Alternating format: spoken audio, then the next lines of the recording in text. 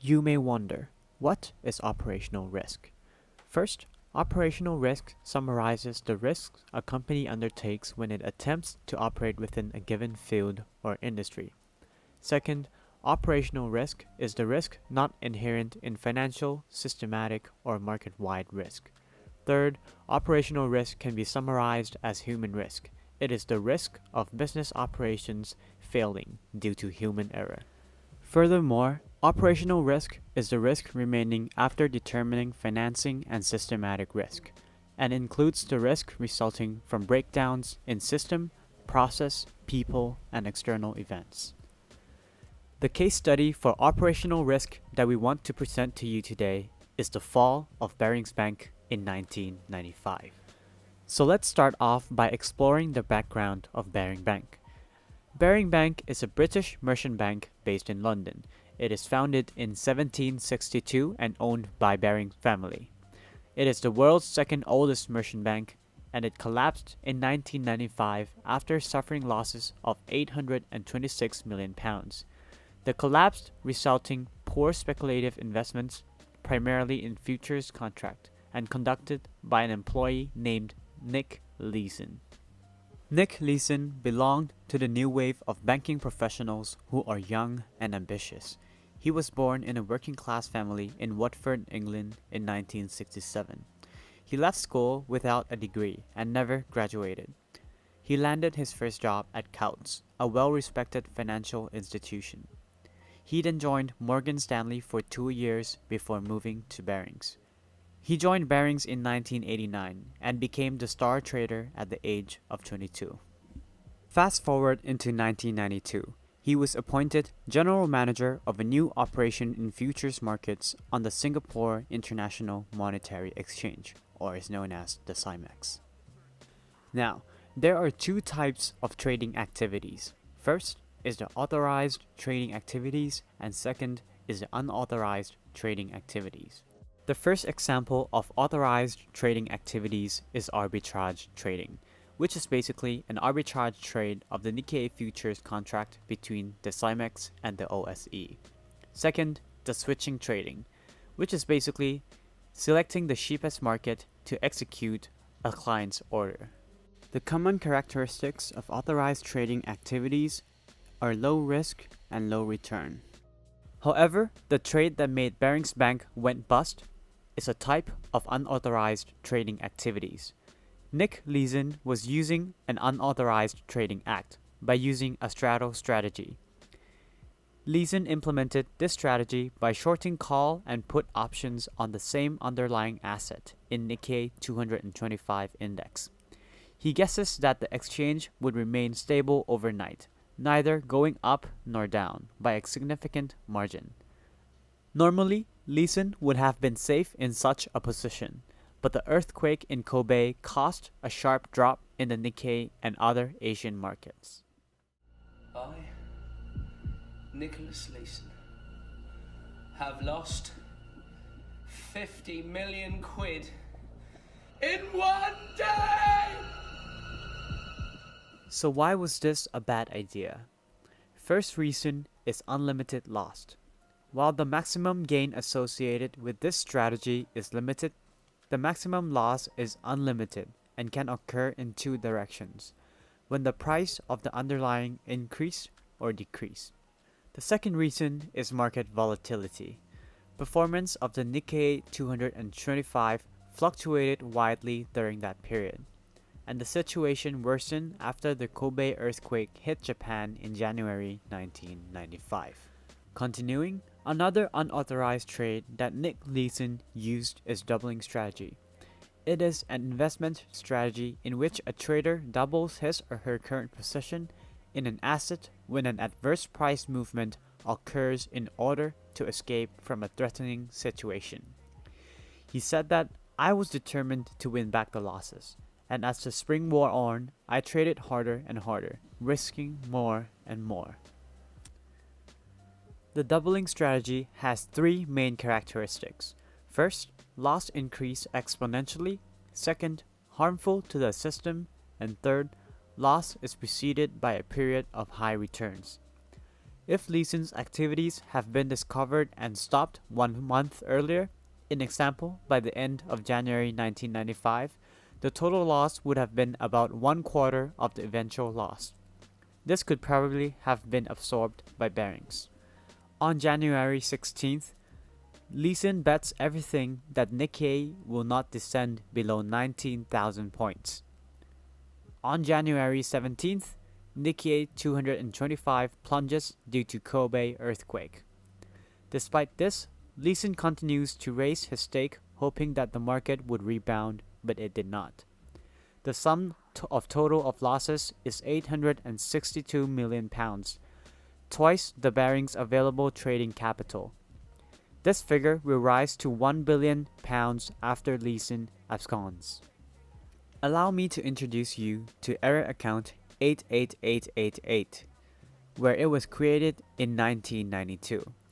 The main purpose of error account is for traders to set up such an account for the purpose of netting minor trading mistakes. The net position should be closed each day, and the net value of gains and losses incurred in negating the position should be recorded as the part of the unit's daily profit. However, Nick Leeson's use of error account was different. This account was initially created to conceal losses by a member in Leeson's trading team.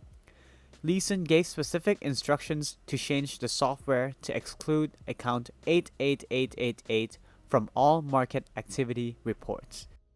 In order to understand how does the account 88888 work, we must explore transfer trade.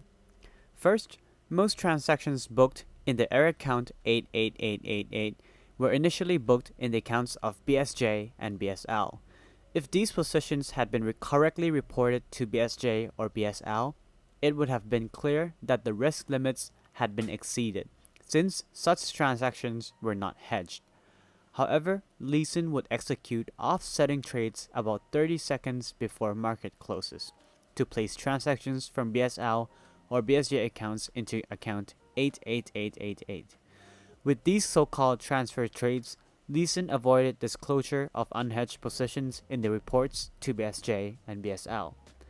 The prices of these transfer trades were later adjusted to favor BSL or BSJ at the expense of the error account, in order to confirm his reputation as an exceptional trader. This would often require complicated alterations between different sets of records. Second, we must understand fictitious trade. A second way to manipulate the records was to record fictitious trades between the accounts of BSL and BSJ and account 88888 in the BFS daily list of transactions. When no transfer trades had been executed, the effect was that unhedged positions were transferred from the BSJ or BSL accounts to account 88888, so that no unhedged positions were reported at the end of the day. Finally, Leeson often instructed his settlement staff to record fictitious trades in the accounting system. These fictitious trades were reversed at the opening of the market on the following day. The purpose was to reduce end-of-day open positions in Nikkei and JGB futures in BFS accounting records, and consequently in the Cymex computer system. This practice effectively reduced margin calls from Cymex. All in all, there are three key characteristics of the error account 88888. First is a large position size. The size of the position was large from the outset and grew quickly. By the time of collapse, the position had grew enormously. And the result is that the size of the positions booked in the account 88888 was so large that when market prices moved unfavorably, it caused the collapse of the Baring Group. The second characteristic is the unhedged position. The transactions were not hedged by matching positions. As a result, the Barings Group was exposed to enormous potential losses from even small market movements. Third, consistently reflected losses. The transactions consistently reflected losses from the time the account was opened.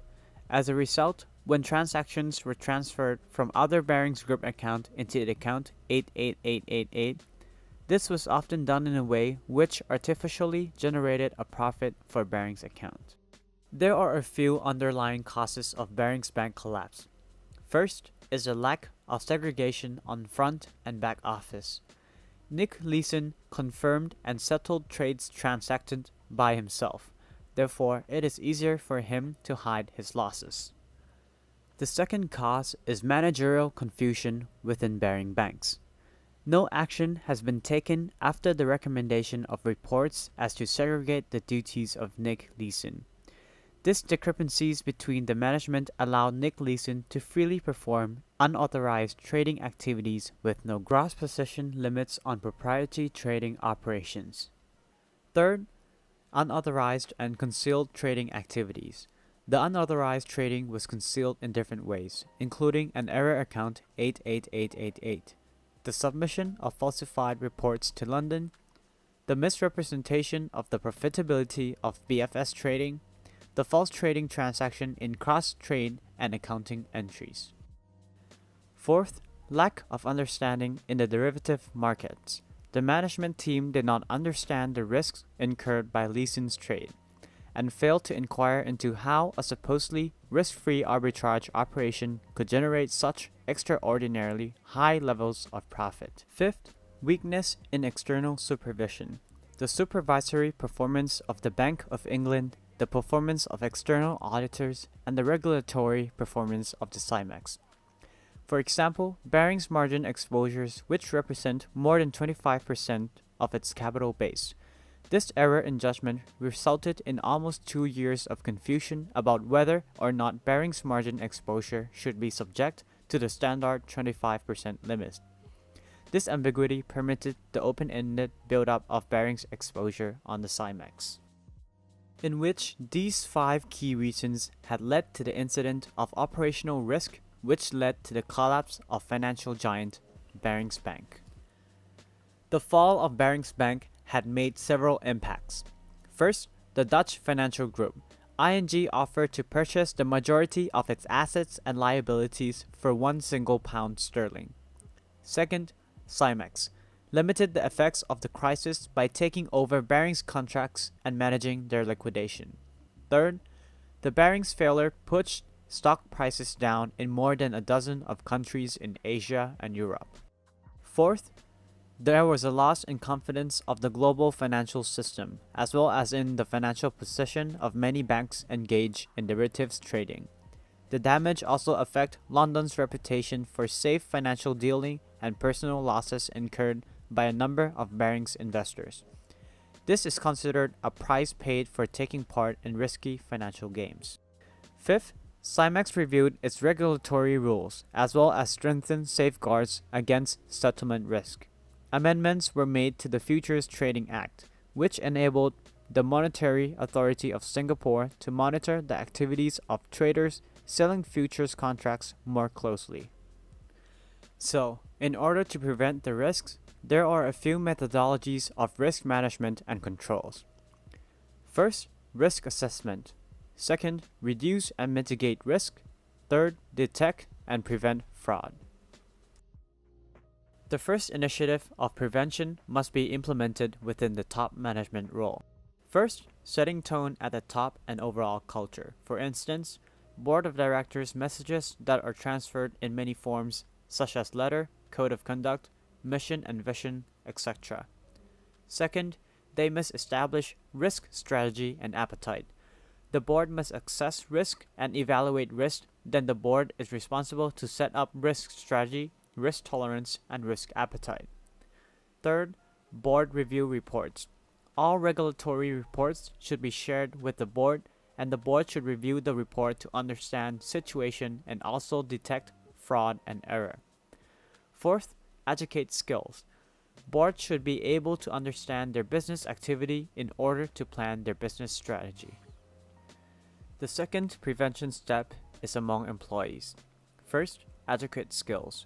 Recruitment policies should be clearly established and implemented. Second, set limit portion. Trade limit portion of investment should be limited for each employee and activity. Third, incentive. Bonus risky behavior. Hitting targets will equal receiving bonuses. Gains are rewarded with bonuses, but there is no give back for losses. Fourth, knowledge. employees should have knowledge about complex security trading strategies by receiving adequate training. The third method for prevention is controls. First, operation control, such as segregation of duty, clear lines of responsibility, review incentives for rogue trading, and management oversight practices. Second, system control, such as IT control, system access rights and authorization, data access is restricted to the authorized users, intrusion monitoring, and activity log. The fourth method of prevention is the role of auditors, for both internal and external auditors. This is basically assurance activity to ensure effectiveness of risk management, control, and governance processes, which could be done through gathered evidence and document, risk assessment and evaluation, clear audit plan, and a report to board of directors and the shareholders. The key takeaway here is that the fall of Barings Bank is from both human error and failed internal processes. Ladies and gentlemen, this sums up our today's episode of Operational Risk. Thank you for your attention and hope you have learned something new today.